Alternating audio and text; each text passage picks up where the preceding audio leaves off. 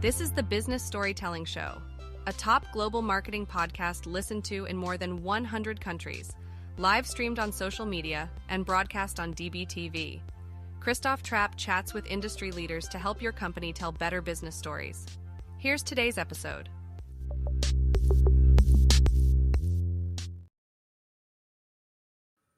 Episode 685, my friends. Did you notice, by the way, when I come on these shows, I have a little bit of that millennial pause. If anybody knows how I can get rid of that, let me know. I can't figure it out. Same thing on TikToks, any video, right? You wait, is it going? Is it really going? I'm not even a millennial, but that's not what we're talking about today. But I have made the decision, by the way, to get rid of the millennial pause. Just don't know how to do it. But we're going to be talking about way bigger decisions today. Super excited to talk to Erik Larson. He's with Cloverpop.com, a decision intelligence platform. And what's interesting to me about that topic is how often do you think about decisions? Or what decisions have driven results previously? Or how do you actually understand what decisions you need to make? I don't know. It just kind of comes from your gut. I guess I've been working out, so I got rid of my gut. So now I have to think about how to do that a little bit better. And Erik is here to tell us how to do that. Erik, nice to see you. Hey, Christoph, good to see you. You know, before I met you, I never even thought about decision intelligence or any of this stuff. You just go make a decision, right? Right. Done. Yeah. So talk to me about why do we need to think differently about how do we make decisions and how do we kind of do that? Yeah, well, I think there's a couple of ways to look at it. One way that I think for me resonates is more of a technology guy is thinking about how technology has transformed business. And if you're a marketing person, you're a market CMO, you can pull up a dashboard and see how your last 100, 200, 2,000 campaigns went. If you're a sales executive, you can look at your pipeline and see what deals are coming, what deals closed, how have different deals performed. Obviously, finance and supply chain, all these systems, these software systems let us see, hey, how are things going? How did things go in the past? The one exception to that is decisions. I've met with hundreds of executives, actually at this point, probably thousands. I don't have a counter like you do. But inevitably, if I ask an executive, how did your last 50 decisions go? What were your last 50 decisions? Can we just talk about them? Let's just pick 5 or 6. They literally are totally blank. They have no idea. I have no idea. The only reason I know is because I've actually been keeping track of my decisions at work so I can go and look them up. But otherwise, they just sort of flow right through our heads. And there's a reason that technology is used in business to manage our marketing campaigns and our sales pipelines and our supply chains and our finances and so forth. It's because if you don't measure it, you can't get better at it. If you're not keeping score. Decisions are not being kept score right now. People don't really remember what they've done in the past. And importantly, what they do remember is sort of built into their intuition. So we have this gut feeling, right? We have a sense of what decision we should make. Maybe we can get to that later about how that process works in our brains. But the point is we make these decisions and we kind of vaguely remember what happened too. Our brains are pulling that information in. And then we leave and go to another company and all of that information about how the business worked, what we did in the past, what turned out, all of it's gone. So from a company standpoint, it's like, whoa, what happened? I just lost all of this. So a really big reason for it is to treat decisions like data, treat decisions like a metric, treat decisions like a business process, which they are, and then improve it like a business process as we do with everything else. It's sort of the last frontier for software eating the world. You know, maybe I'm getting just too grumpy in my old age here, but when you just said that, you don't know what the history of the decisions is when people leave. I mean, I've been in companies where the bad apple wasn't let go because of all the historical knowledge. But meanwhile, you know what I mean? But meanwhile, it was like a completely toxic environment because that one person you couldn't let him go because they had all this knowledge. So in that scenario, keeping track of your decisions actually could help the culture. And we all know that a better culture can actually drive revenue as well. I mean, is that one use case? Absolutely. Yeah. I mean, there were a lot of studies done on decision-making in business. Most of them hadn't had much effect yet. Hopefully that will change. But one done by the National Institutes of Health in the UK found that 50% of overall employee engagement is directly related to decision-making. Are people involved in decisions? Do they understand why decisions were made? When decisions impact their work, are they communicated to them? Simple things like that. Those are big impacts, not even, considering your point, which is having people around just because they are the institutional knowledge. I have a theory, which I'm not quite sure how to measure it, but that almost all of the tacit knowledge in a business, so like people talk about tacit knowledge as this sort of ephemeral, just had to be there sort of thing. I'm pretty sure that almost all of it is about the decisions that were made, because those decisions are the only things that aren't written down somewhere, that you can't go and look up and find, or show up as a new employee and look through the last 100 decisions that impacted your job. It's the only thing like that. Every other part of business, you can find it. Meeting notes, presentations, dashboards, systems, but somehow this, what did we do, knowledge is just not being captured anywhere. I think that besides the idea of it impacting employee engagement, it also impacts productivity. If you don't know what decisions are coming down the pipe that are going to impact you, if you're not involved when you should be, then you're put in this position of, wow, I guess I just don't know how this company is being run. And if you have people in the company that feel like they don't quite know what's coming down the pipe, productivity automatically is impacted. People hold back, people kind of wait. Not a good place to be, especially as business keeps going faster. Especially in marketing, where everything has to move, or really market research, anything anymore, right? Because you gotta, things are happening so quickly. So let's kind of play that through just a little bit. So I've been in companies, they brought me in to build a team. And then, years later, I would say, well, this is why I built this team. This is why I Yep. hired like this.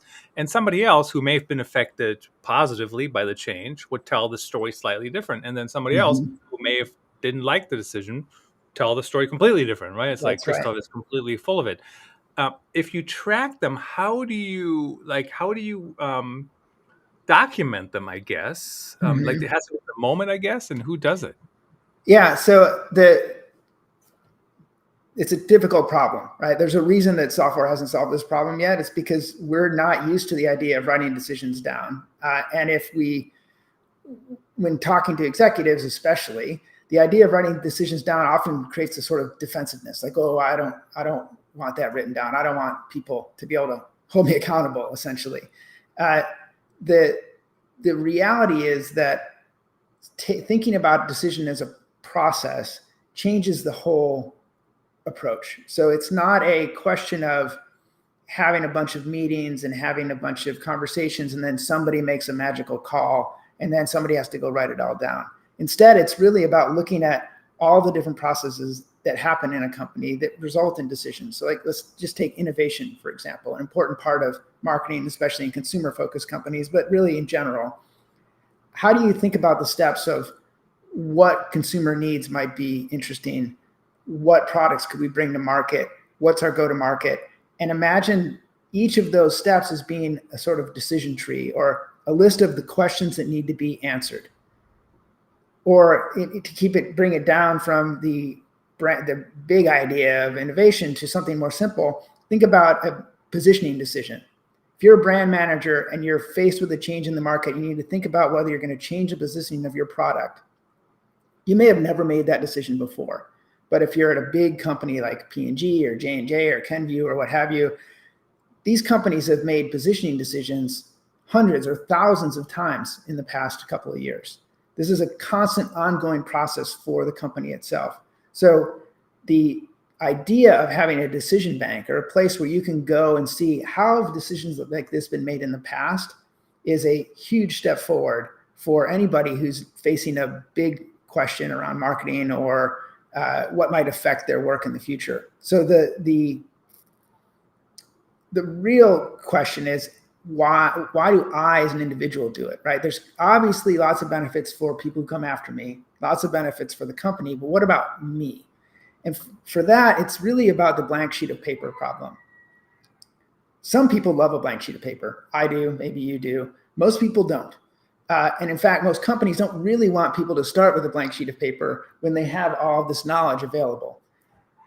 when you come to a decision and you can imagine, I'm going to pull up a framework for this specific decision, right? Not a decision-making framework like RACI or DACI or RAPID or all these other decision models out there. They're acronyms for basically saying, who's going to make the decision, who should be involved, who's going to execute the decision. Those are not particularly helpful. What is helpful is I'm going to make a brand decision. What are the 6 questions I need to answer specifically, according to our company's knowledge, that will help me make this decision better?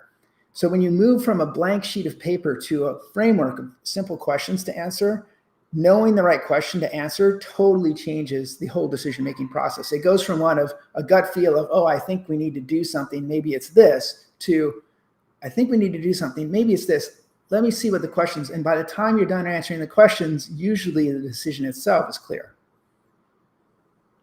It's interesting to me as well, like for an executive, maybe that's not the best example, but they have people doing all kinds of things for them. Why can't they document the decisions as they're making them, right? Yeah, for sure, executives should be having, it's sort of a no-brainer. And a lot of times program manager type roles will step in and take this job on. What's important to note, though, is they may be taking meeting notes. Common to have a project manager, program manager, someone like that taking notes in a meeting, which is a decision-making meeting. But they're just put in the meeting notes. And they don't have all the information that someone who wasn't in the meeting would need to know. And that's the critical question, is what about someone who reads this 2 years later?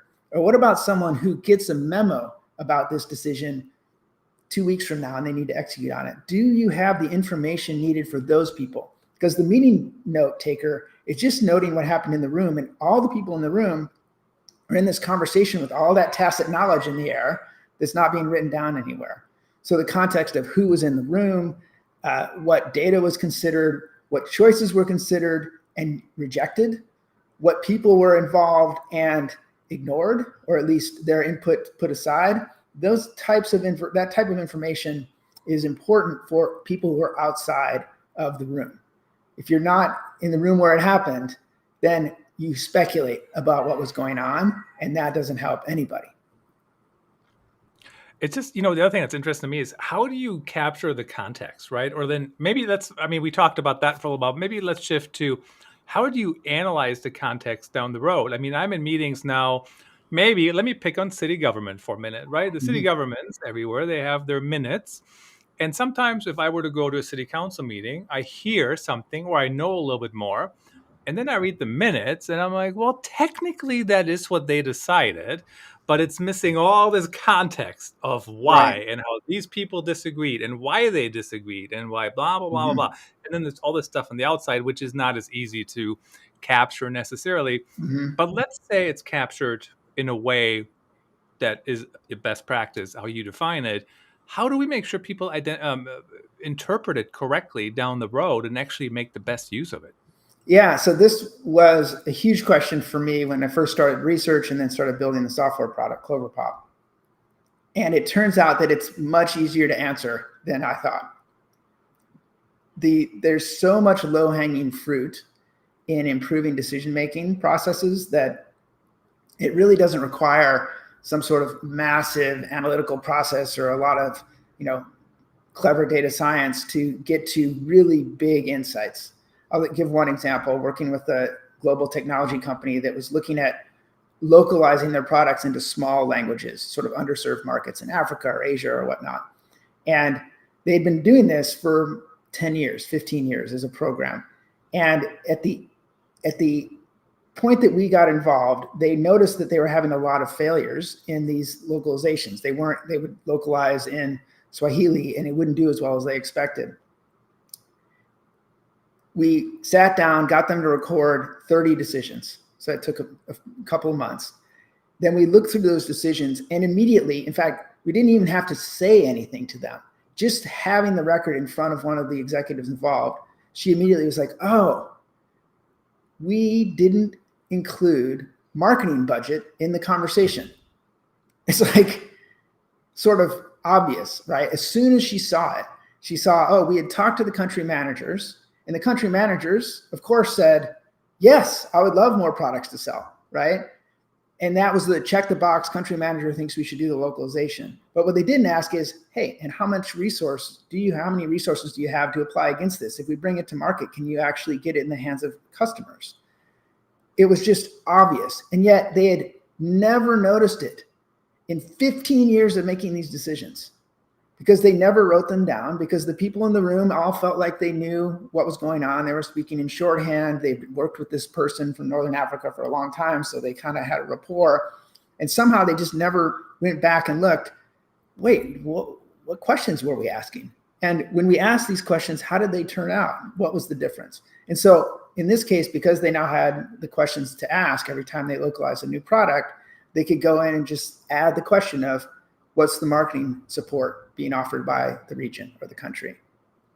So it's just such low-hanging fruit. I mean, the blind spots that we have around decision-making are incredible.